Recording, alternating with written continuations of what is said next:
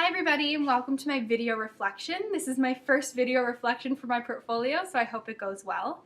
The reason I chose to do it in a video format is just because I have so many things I want to show you and it couldn't be done through writing as well. Just to let you know, all the pictures that I'm going to be showing, I do have consent to show. So my first picture that I'll show you is my actual artifact, and it's a picture that was taken during a lesson I taught for my second practicum.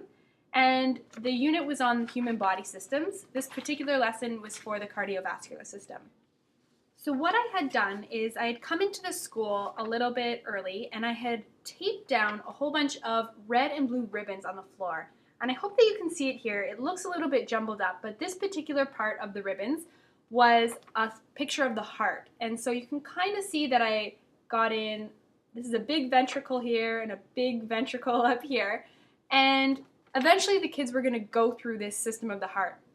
I had also taped down separate ribbons that were pathways, and some were blue and some were red. And I tried to get the kids to figure out before we started the activity why I had done this. I was trying to do this activity just because I'm such a kinesthetic learner, and so I was going to test it out and see how my kids reacted to it. A lot of the lessons that I had been doing before on the human body system involved manipulatives, touching things that looked like the lungs, but I really hadn't got them up and moving yet and kind of acting out what I was teaching them. So in this case, they all had to be a specific part of the system that we were talking about. Most of the kids ended up being blood cells, and if you were a blood cell, this is what you would look like. You were given a card that either said carbon dioxide or oxygen. And so I told the girls that if they were given a card that says carbon dioxide, look at what color it is. Obviously it was blue. And they were to go around the room and find a place where there's a blue ribbon that wasn't on the heart. And so, again, the paths on the floor just looked like that. They were to stand there. If they were given a card that said oxygen, the cards that said oxygen were red, and so they had to find a red ribbon on the floor. And I asked them why they thought these were color-coded, and so that spun off into another discussion about why blood in our body can look different.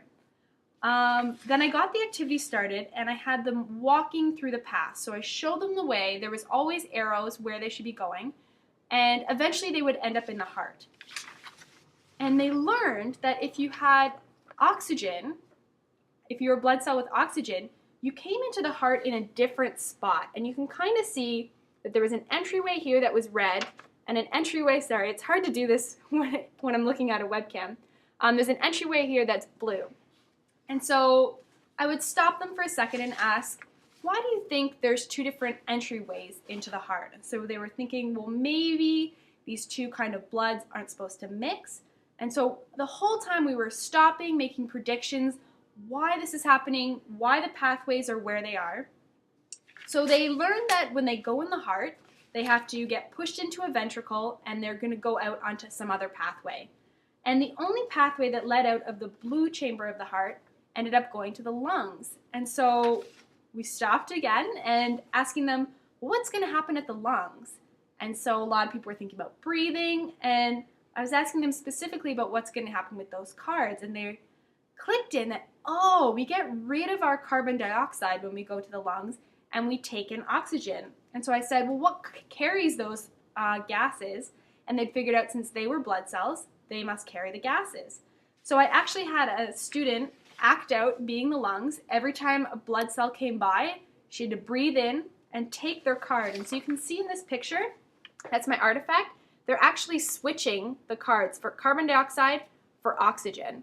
And so that student that was the lungs would keep taking the cards and the blood cells would get their oxygen.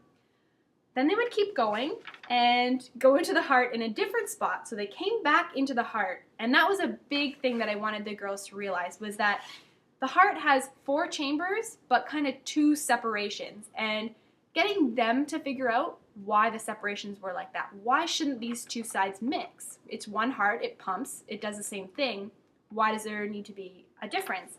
And so I wanted them to see that there's one pump that goes straight to the lungs. That's all it does. It takes the blue blood that has carbon dioxide straight to the lungs to get oxygen, and it comes right back to the heart. And so I made that pathway really, really close to the actual heart in the classroom. After they had done that and they had come back to the heart, they had their oxygen, they had to be pumped again. And another fun thing I did in the heart, we were talking about valves, and I kind of related them to bodyguards. So I got some of the kids to act as bodyguards. They had to have their hands up, and they had to make sure the blood cells had the right amount of, or the right piece of gas, oxygen or carbon dioxide, before they let them in. So they had a lot of fun with that. They were taking it very seriously. And so after they got pumped out of the heart, when they had their oxygen, there was a whole bunch of paths on the floor, and they were allowed to choose which one they were going to go to.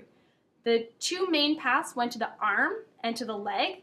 And again, so they're carrying their little oxygen, and somebody was there assigned to be the leg muscle or the arm muscle. And they were, again, to switch their little cards. And they saw that the leg muscle, this is the girl that was the leg muscle, she took the oxygen cards and made a movement.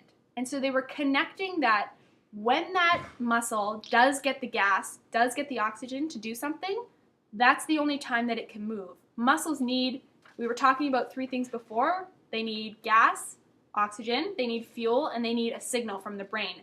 And so today we were just talking about the gas that they need. So I think this artifact relates to the standard of practice of commitment to student and student learning, just because it shows how dedicated I was to really getting my students to get involved, get investigating, and figure out what we're learning about. And I did this just because I wanted to hit as many different learning styles as possible. Like I was saying, I'm a kinesthetic learner. I learn best when I'm up and moving, but some of these girls might not have been. So this activity included kinesthetic learning, tactile learning, they were touching the pieces of paper, visual learning, they were always watching, looking where they were going, they were looking at the path on the floor, and auditory learning. I was stopping them, talking, having them listen throughout the entire lesson. And the reason I did this experiment was because I'd done some reading previously in my undergraduate in kinesiology. I actually did a memory retention class, and we read a lot of articles that suggested when you hit all the different learning styles at once, retention of tasks or information can be heightened. And unfortunately, I don't have those articles anymore. They're from my undergrad, but I did read 2 more in preparation for this reflection, and so they are posted as a bibliography on my actual eportfolio. The articles that I read now weren't as strong as the ones that I had in undergraduate, and I searched and I searched and I really couldn't find them. But they still did suggest that students learning either math or languages, when they're doing another task at the same time that relates to what they're listening to, have a higher retention on tests than other students. And the interesting thing was that it doesn't matter if one of these things is their actual preferred learning style. It just matters that you have more exposure to the different learning styles. So basically, the more times that you learn something or the more ways you learn something all in one, the more connections there are in your brain, and therefore the more likely you are to remember it.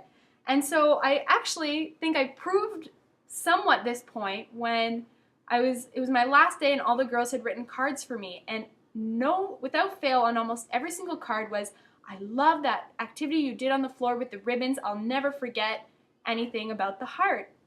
And a really interesting one was some of the girls had written, I love you with all my cardio. And I was like, how did they remember it? It was a very small thing that I had mentioned during that activity. They asked, why is it called the cardiovascular system? And I said, oh, because cardio means heart and vascular means tubes, like the arteries and the veins. And it was just in passing, it wasn't an important thing. And things like that they had remembered. So to me, I think I want to keep doing these kind of activities for the rest of my teaching. I tried doing this in a math lesson. It was a little bit different, doesn't always work with everything, but again, I'm just going to try and think about how I can incorporate this just because I had such success. So that's my first video reflection. I hope you enjoyed watching it, and it was a pleasure to do.